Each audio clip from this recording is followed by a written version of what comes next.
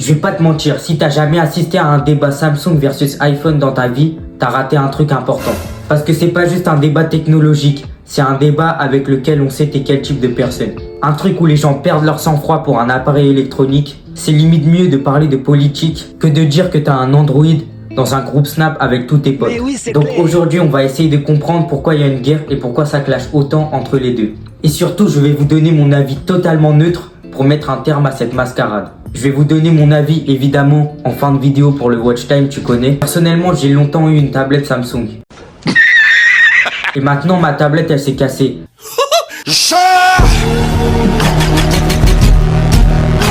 Et il me fallait un tel, du coup j'ai acheté un iPhone. Tout ça pour dire que j'ai essayé les deux marques avant de donner mon avis. Sans plus tarder, c'est parti pour la vidéo. Tout d'abord, parlons de l'image que ça donne. Tu peux dire ce que tu veux, mais aujourd'hui, ton téléphone, c'est un peu comme ta paire de chaussures. T'as dit un truc sur toi, même si tu le veux pas. T'as un iPhone, on va te voir comme quelqu'un de clean, stylé, probablement riche. T'as un Samsung ou un appareil Android, on va te voir comme un bouffon direct. Non, je rigole. Mais ça commence à malheureusement être la vérité. Tu deviens direct le mec technique, le mec qui veut pas faire comme tout le monde. Ou pire, le mec fauché qui a pas assez d'argent pour acheter un iPhone. Mais en vrai, c'est archi faux. Je connais des gens avec des iPhones qui sont totalement paumés dès qu'on leur parle d'iCloud. Comme moi par exemple, je viens d'avoir mon tel et je connais pas encore tous les trucs d'Apple. Et il y a aussi des gens avec des Samsung qui ne savent même pas qu'ils peuvent personnaliser leur fond d'écran. Maintenant parlons des photos. Alors là, on est en plein milieu de la guerre. La photo. Le truc que tout le monde compare, mais que personne n'utilise vraiment à fond. Genre personne va commencer à galérer pendant 3 heures pour prendre une photo. Souvent c'est des photos faites à l'arrache. Tu vois, pour te renseigner, des fois tu regardes des vidéos sur YouTube. Regarde ici, le piqué est plus précis sur le capteur ultra grand angle, en basse luminosité. Frère, moi je veux juste prendre des photos de mes potes gênantes en cours, c'est tout. J'ai pas besoin de capteur lidar ou de zoom sur Mars ou je sais pas quoi. Apple a cette espèce de truc un peu cinématographique. L'image elle est lisse, contrôlée. Samsung t'as plus de détails, parfois ça pète un peu trop. Mais bon, à la fin ça dépend surtout de si t'as la main qui tremble ou pas pendant que tu prends la photo. Et ça dépend surtout et aussi des goûts de chacun. Bon, passons à la logique Apple versus la logique Samsung. Apple c'est simple, t'as pas 36 options. C'est simple, rapide, carré. Samsung c'est tout l'inverse. Il y a 200 trucs, tu peux tout changer, tout personnaliser. Tu peux même désactiver des fonctions dont tu connais même pas le nom. Mais du coup, tu passes plus de temps à chercher comment désactiver les fonctionnalités qu'à les utiliser. Et c'est ça le plus gros truc qui sépare les deux marques. Apple te dit, on a déjà choisi ce qu'il y a de mieux pour toi. Samsung te dit, on te donne tout, débrouille-toi. Et franchement, c'est deux manières de voir la technologie. Soit tu as envie d'un truc qui marche sans te fatiguer, soit tu as envie d'un outil que tu peux vraiment modeler à ta sauce. Attention, je parle pas de la sauce à laquelle tu penses. Bon bref, parlons des trucs qui agacent. Chez Apple, tu peux pas transférer des fichiers facilement. Tu peux pas mettre de carte SD.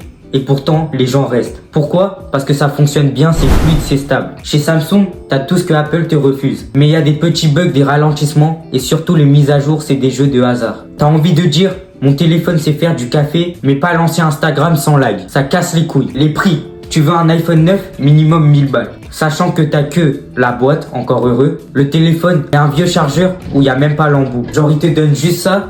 Et ça, tu dois l'acheter toi-même. Apple, à quoi vous jouez?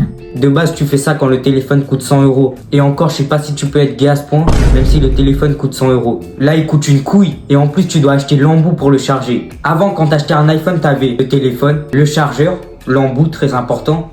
Et t'avais même des écouteurs. Aujourd'hui, t'achètes un iPhone. Déjà, si y a le téléphone, t'as de la chance. Samsung, c'est plus large. T'as du haut de gamme à 1400 €, mais t'as du très correct à 400 €. Donc clairement, Samsung, c'est plus accessible. Mais faut le dire, le prix de l'iPhone, c'est aussi un achat de marque. Genre, t'achètes pas juste un téléphone, t'achètes Apple. Apple, en vrai, c'est presque une semi-marque de luxe. Et chez certains, c'est même un style de vie. Un peu comme mettre des AirPods, même quand ils coûtent rien, juste pour pas parler aux gens. iPhone plus Mac plus iPad plus Apple Watch, zéro galère pour synchroniser. Tout est interconnecté. T'envoies des fichiers d'un geste, tu réponds à tes messages depuis ta montre. T'as l'impression d'être dans un film futuriste. Samsung a aussi un système comme ça, hein. Mais faut que t'aies tous les produits Samsung, comme pour Apple d'ailleurs. Et même là, c'est pas aussi fluide qu'Apple. Des fois, ça bug tout ça. En vrai, est-ce que c'est si grave que ça? Le débat iPhone-Samsung, il est là depuis des années. Mais ce que j'ai remarqué, c'est que les gens sont rarement objectifs. Quand t'aimes une marque, tu vas défendre tous ses défauts comme si c'était normal. iPhone a des limites. Oui, on ne peut pas le personnaliser comme on veut. Là, avec l'évolution de la technologie, on arrive de plus en plus à les personnaliser. Mais c'est pas encore aussi bien que Samsung. Samsung a des bugs. Oui, c'est parce qu'il laisse des libertés aux gens. Mais la vérité, c'est que ni l'un ni l'autre n'est parfait. Et à la fin, peu importe ce que tu choisis, tu vas quand même passer 80% de ton temps dessus à faire la même chose que tout le monde. Regarder YouTube, TikTok, envoyer des messages et perdre 20 minutes à trouver le bon fond d'écran. Donc voilà, iPhone ou Samsung, c'est plus une histoire de style, de préférence et de budget qu'une vraie guerre technologique. Les deux font le taf, les deux ont leur qualité. Et si ton pote a pas le même téléphone que toi, c'est pas un traître, c'est juste un mec qui a cliqué sur un autre bouton au moment de commander. Moi personnellement, j'ai testé les deux et je préfère iPhone. Je trouve qu'il y a une meilleure qualité caméra pour tourner mes vidéos. Même cette vidéo est actuellement tournée avec un iPhone. Je trouve aussi que dans la vie de tous les jours, c'est plus pratique et plus facile d'utilisation. Par contre, les batteries d'iPhone puent la merde. Ceux de Samsung sont largement supérieurs. Même si en vrai, quand t'as un Samsung, la batterie elle tient longtemps, mais elle prend aussi 40 ans à charger. Alors qu'avec iPhone, c'est le contraire. Les batteries se chargent rapidement, mais s'épuisent aussi rapidement. Bref, tu peux me dire en commentaire, toi t'es team quoi et surtout pourquoi. Pas de jugement ici, que du respect et aussi un peu de mauvaise foi si tu veux. Like si la vidéo t'a plu, abonne-toi pour ne rien rater. Merci d'être resté jusque là, on se retrouve très bientôt pour de nouvelles vidéos. Au revoir.